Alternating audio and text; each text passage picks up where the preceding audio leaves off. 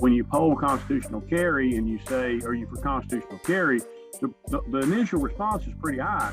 And then when you come back and you say, what if you knew your local sheriff was opposed to this bill because it affected law enforcement safety, policing activities, etc., that number starts to drop. Which side are you on? Which side are you on? Our next guest is a state senator from North Alabama, Senator Sam Givahn. Senator, thank you for your time. I really appreciate it.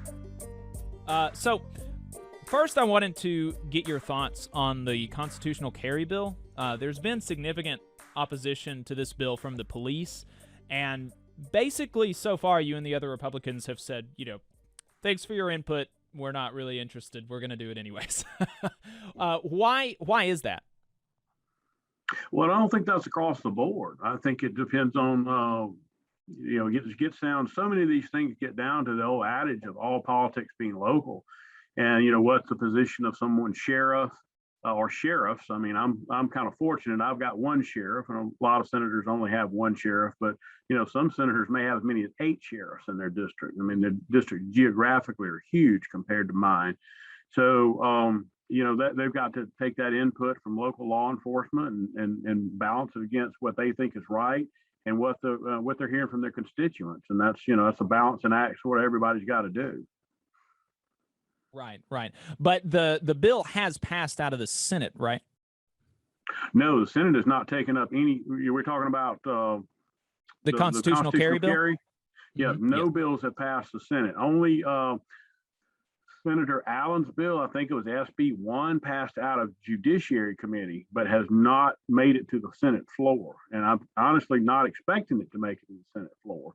What we've been told is that if something passes, it's going to be something originated from the House of Representatives.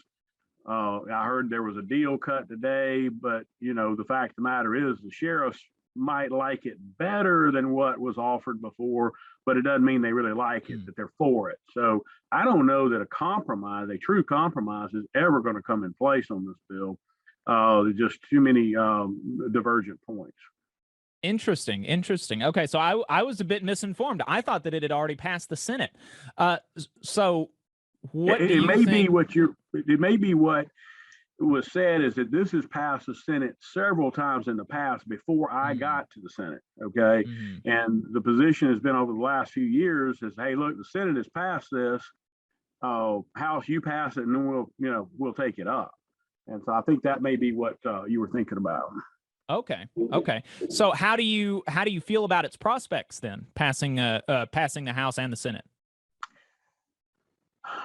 In an election year, I'm kind of thinking it's dicey because first of all, there's several sides to the coin. I mean, when you poll the issue about constitutional carry, and people shouldn't be doing things on polling, but that's you can't tell me it doesn't factor into a lot of people.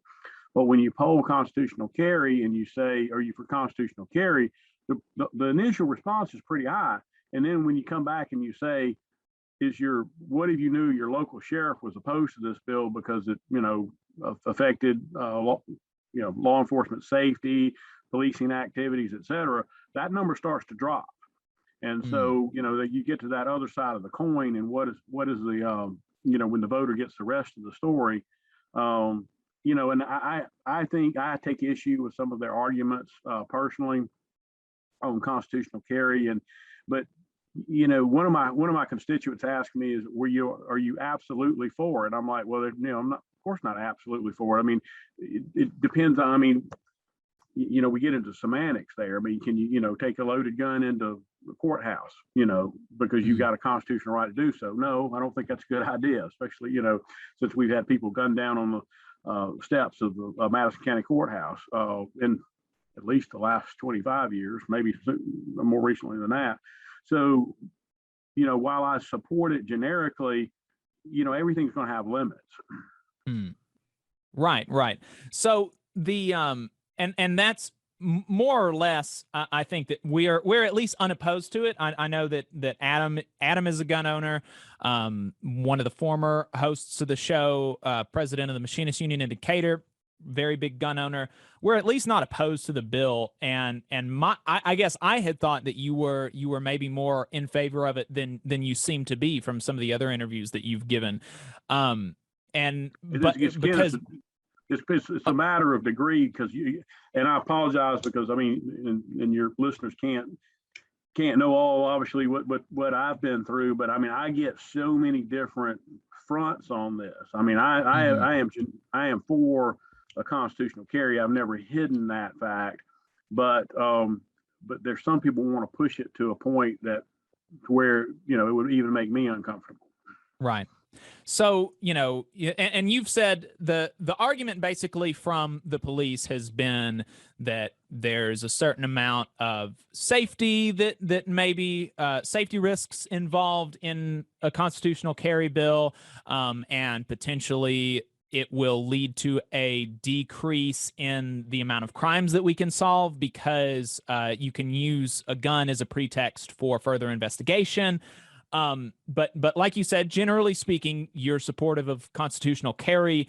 And so more or less you feel that the potential damage to police officers or potentially even civilians, the decreased stability of police officers to use that as a pretext for searching somebody, you feel that's like a fair trade, generally speaking, and maybe we can quibble about the actual risk that exists there, but you feel that's a fair trade for the liberty and the right that somebody has to carry a gun in most places. Yeah, one of the arguments has been well, that takes away a tool away from us. Well, you can do unreasonable searches and seizures, and that gives you a new tool there, if you want to violate the Constitution, so, it's again, a balance on that. But I'll give you a specific example where 2 murders were solved. This is what we're hearing. I'm just laying out an example, anecdotal evidence of what their tool in their arsenal is. And, 4 guys are pulled over in central Alabama, west central Alabama, I guess. And they were, they had, guns that were visible when the police officer pulled them over. And the police officer knew that one of these individuals had murdered somebody in the past. Couldn't prove it, but it's kind of one of those things they knew. And, because they, pulled them over, asked about the permits, they saw the guns out, they didn't have permits, they were able to run the guns. They end up getting 2 murder confessions out of that. And no coercing, no beating, no nothing like that. Just, but 2 guys racing, I guess, to the punch to try to turn state's evidence before, everybody else did, and save their skin best they could. So there are examples of where this was used, but I mean, all the surrounding areas, all the surrounding states. I hadn't read the laws. I know Mississippi is an absolute constitutional carry state, but I've been told that Tennessee, Georgia, and Florida, you can drive with a loaded gun in your vehicle, and that's kind of an extension of the Castle Doctrine, and that does not require a permit. And that's really where I want to be. That's what's important to me. And you don't look at all the states around us, their crime hadn't gone through the roof. And, and let's not forget, a big issue about this is money. You find out in Montgomery, we've given overgeneralization and say it's always about the money, and that's not entirely true, but it's often about the money. And here, that's the case, because sheriffs do make a lot of money off of permits, and that's that's an overriding issue here. Mm-hmm. Right. And so, another thing around the ability to carry guns is that currently guns are banned at protests. Would this change that? And I know that, for example, the miners that are on strike in Brookwood, Alabama, they've faced company-inspired violence by scabs and bosses, including actually being shot at themselves. And I'm sure that they'd appreciate the ability to defend themselves on the picket line. If would this bill allow them to do that? So the the bill that I understand, I haven't seen its last iteration that's working through the House, does not increase the places that you can carry a weapon. So would not, so I don't, if it's not, I would say if you could open carry now, then you should still be able to conceal carry, I think, but you can't, there's a lot of places you can't open carry. And for people that don't know, if you do have a weapon that is not concealed, it is quote open carry, where people can see that you have it. Right now, that's the law. You can walk down the street with a, with a gun on your holster on your hip. But if you put a coat on to cover that gun up, then you're in trouble. And I actually had one of my church members came up to me Sunday, getting on me pretty hard because he was fishing on Lake Gunnersville, and a couple of guys come up, with open carry holsters, and he's like, "That's intimidating. Why are they doing that? They're doing that to intimidate." And so he thought it ought to go the other way, and I was like, "Hey, that horse is out of the barn. It's not going back." Right. So the law is that you're not allowed to open or concealed carry in a protest like environment, and so that does include picket lines. So that being the case, do you anticipate a push from somebody else, or do you anticipate pushing yourself to change that? I don't think that you're going to see changes in the Senate to the bill that comes out of the House of consequence. I think whatever comes out of there, that's going to be the thought process is that's all that's going to be able to pass the House of Representatives, and so therefore the Senate's going to have to make a decision: do we accept it or do we not? Okay. So it seems to me that at the same time that there is a push, and not wrongfully, I don't think, to increase people's liberties with respect to their ability to carry firearms. Senator Allen said in a statement that as an elected official who swore to uphold the Constitution of the state and country, I'll always do everything in my power to preserve the rights of Alabamians, especially those granted by the Second Amendment. It seems to me that as there's a push for that, there's a push in the opposite direction when it comes to speech and assembly rights. And I'm speaking now about House Bill 2, the so-called Anti-Riot bill. Can you speak to, do you see a dissonance there? So, well, the difference between speech and riot, I mean, when it crosses the line, because obviously we've got a right of free assembly in this country, paramount to, some of the major things that obviously led to the Revolutionary War is that suppression of speech by the king. And so, the government has to have forums where people can speak and express their opinions. And, we're starting to have, that's actually spilling over now with SB 10 spilling over into the internet. And that's going to be another issue that we're going to have to deal with possibly going forward. But I read, Pro Tem had asked me last year to read, and at least one other attorney, and maybe more than that, to read the riot bill. Let's call it that. And and Representative Treadway was very adamant about it. Of course, he was in Birmingham where they had the experience. And the reality is this: I mean, maybe I'm missing something. I'm about to be 55 years old next week. And I don't recall a riot in Alabama other than the issues that we had in Birmingham. We had a little bit of it, I'd say a touch of it here in Huntsville, a little unrest, but it didn't go too far. Went a little farther than I liked it to have gone, but it didn't get to the level of Birmingham. And so I don't know that we need to have a just absolute rush to judgment on here. I felt like there were provisions, and I don't remember all the specifics, but I felt like there were provisions that were needed to enhance the law and fill in some voids in the law. But I also thought it went a little bit further than I thought was necessary. So so many of these things, the truth somewhere in the middle, and maybe that's the situation now. Now, this passed the House last year, but it pretty much shut the House of Representatives down last night. And so again, it gets into that in an election year, how much are you going to gum up the system, so to speak. The filibuster is a powerful thing, and we see the minority in Alabama use it well, and I am one that believes in the filibuster. I believe in it in the U.S. Senate. I believe in it in the Alabama Senate. Now that doesn't mean that we're not going to cloture the whoever it is. I mean, it's a little bit easier for us to do cloture than it is. Certainly, they can't do it in Washington the way the balance is. But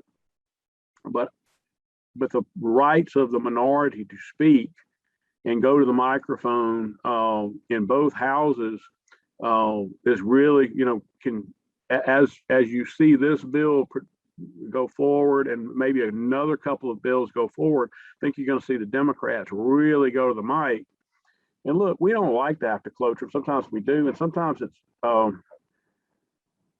and sometimes, there's some bills out there, frankly, I don't think Republicans can get cloture on the Democrats. Even though we've got the 27 votes to do it, we don't have 21 votes that would actually sign a cloture petition to trigger that. So, it's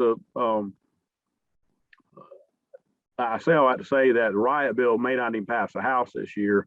And then once it comes to the Senate, I mean, Senator Smitherman sat down in my office and told me there are two bills he's got a big problem with, and one of them is the riot bill. Mm-hmm. And it goes back to, I mean, I don't know that we were in riot stage back then because I was, before I was born with really the civil rights movement. But I think that's what's driving him. It's not what's happened the last couple of years ago. It's what, he was there, he had to walk the walk back when those changes were made. Yeah, well, so I can, I'd be interested to know what the provisions of the bill you thought were needed, because as far as I'm concerned, I would support a bill mirrored after the constitutional carry bill in terms of speech, which would, if we kind of mirror it, we could say that, well, municipalities, it's my right, it's my constitutional right to speak and assemble in a public place, and so I shouldn't have to get a permit for that. We could imagine a bill based on the constitutional carry bill that would eliminate a certain Tuscaloosa County judge's ability to issue injunctions against people picketing their boss. Now, does that of course, in the same way with the constitutional carry bill, that murder is still illegal. You still can't shoot somebody. It's illegal to hit someone with a gun or shoot someone with a gun. It would be illegal to hurt somebody in a protest or damage property. But as far as I'm concerned, we should be loosening restrictions on speech and assembly instead of restricting it. What are the provisions that you feel were needed? So it's literally been, well, maybe not quite a year, but almost a year, 10 months since I read that. And I don't, when bills come up, and I'm known as a reader. I mean, that's my reputation. I can't read everything that comes up, but I do try to read the bills. And I'm certainly one of the more prolific readers, I think it's fair to say, in the legislature. But I also try to choose which ones I'm going to read, meaning when it comes from the House, I'm going to read it again. And I don't remember the specifics of that. I just remember that there were some issues there that I felt like we needed to clarify, things that were not kind of loopholes now, if you will. But I did think it went a little farther than it needed to go, and I can't give you specifics on either one. So you can't. Well, generically, are there any sort of restrictions on speech and assembly that you can think of from the protests in 2020 that you think that we need? Oh, it's not past where, and we've seen it in other states where you have. Some hate group show up, and all of a sudden there's a confrontation, and sometimes you don't know which side started it, but somebody who was there maybe didn't need to be there, had the same right to be there, but maybe they shouldn't have been there, and so the police need to be able to have be prepared to deal with stuff and not just let have chaos, but we do have places, at least one place in Huntsville I can think of, between Yellowhammer and Straight Dale, which is basically public park. I think you can go. And the reason I bring that up is some people wanted to protest outside my office one day, and they, found out they couldn't do it, and then they went there and they had their protest, and so that was over the abortion bill, but. Right. So, well, I mean, there are avenues out there. Do you see the riot bill to be, squelching free speech? I saw that once things get, out of hand, how are we going to deal with things at that point in time as a government? Right. Well, I mean, do you see the issue that, because you said, the first thing that you said, well, we don't have an issue with people protesting, we have an issue with people burning down buildings, and it's like, well, that's illegal. Like you can't burn down buildings. That's not, and you can be arrested for that. Correct. But it's how the police handle it at that situation and how they try to de-escalate. And again, I had the bill in front of me. I could go. Well, I don't know if your listeners want to go through it line by line, but but there were things there from a policing standpoint that I thought were needed to try to de-escalate things and try to keep things from getting out of hand. But we've had peaceful protests in this country for a long, long time. Unfortunately, on both sides of the political spectrum in the last year have not. Well, I say in the last year, I guess over a year ago, for about probably a 10-month period, we're not that pleasant. Right. So, okay, well, that's I'll go through a couple of the things in the bill, and you can tell me what you think about them. There was one of the provisions of the bill is that there's a mandatory holding time of 24 hours, and in the public hearing, Treadaway actually said, when told that this would imprison innocent people, he said, that's one of the reasons that I put the mandatory holding time in the bill. All those people got their charges dropped.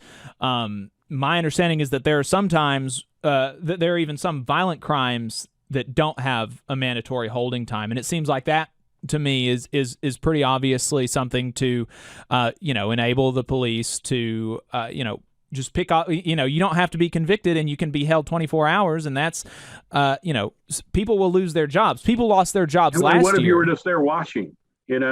Right. That you could just be sitting there watching, and the police come up and just grab you because you're standing next to somebody who was acting up, and then you're going in for 24 hours. Exactly. And also you can be arrested for quote unquote rioting. You can be convicted. You would have a felony without ever having hurt a single person, without ever having damaged a lick of property, because the bill is basically it's on a police's perception of your threat level. You can be charged with a crime for quote unquote funding a riot. I think I think that we know that that's aimed towards the bail funds that people saw, and I think that people have a right to pay people's bail if they want, and that's the whole bill is to increase, place that mandatory holding time on people, increase the punishment for being convicted of quote unquote rioting, even though to be convicted under that you don't have to have damaged anything or hurt anybody, and make it a crime to help people who you feel, maybe you don't feel, but the people feel were arrested wrongfully when they were contributing to these bail funds. I mean, is this a bill that you feel like you could support? I could support it with modifications, but that's where the devil's always in the details. Is what are those modifications going to be, and does that ultimately kill the bill? As we get into this is not something. This is something that, and I'm not trying to downplay because I have a lot of respect for Representative Treadaway, but this is not something that my emails get any traffic on. Okay, and I try just as a aside. Just a little background on me and emails is I have my emails up right now. I'm actually kind of see them in the background behind this. I do not pay attention to emails. I'm not running for governor. I don't pay attention to emails from the other part of the state. I pay attention to emails from Madison County. When I start getting flooded with emails that come from all across the state, and which I am, by the way, on HB2 and something else. And I start seeing, I open them up and I spot check them up because, they're usually form emails, and I'll see, Shoals, Birmingham, Greenville, Mobile. I just delete them all then. I have no idea how many of my constituents sent those emails because they're sending them all over the state and that's spamming. I want to hear from my constituents, but I am not hearing from my constituents. We've got to pass this riot bill. So it's not something that I'm hearing a drumbeat about. I'm getting, and I have no doubt that some of these emails opposing this are in my constituents, but I don't know because, unfortunately, whoever's chosen to promote this thinks it's a good idea to email people from all over, or send emails from people all over the state, as opposed to just Madison County. But I don't know that I don't think that there's people waiting with bated breath to pass this riot bill. If it was, it would have passed the Senate last year. And I don't think, I just can't, I don't think the audience can appreciate how much that the passion that Senator Smitherman's going to have to not allow this to go through. And I don't think that, again, we pick our battles. I don't know if this is something that we would cloture him over, especially if some of us want to have changes in it. And then that just kind of complicates matters even more for the proponents of the bill. Right. Well, Senator, I appreciate your time. I hope that we're able to have you back on maybe if this bill moves any further in the Senate and you've had some more time to review it. I'd be very interested in knowing specifically the provisions that you would be interested in seeing enacted. So if you don't have anything else, we'll go ahead and wrap it there. I appreciate your time. Thanks, Senator. All right. Have a good day. Support for the Valley Labor Report comes from the International Federation of Professional and Technical Engineers Union. Learn more by visiting www.ifpte.org.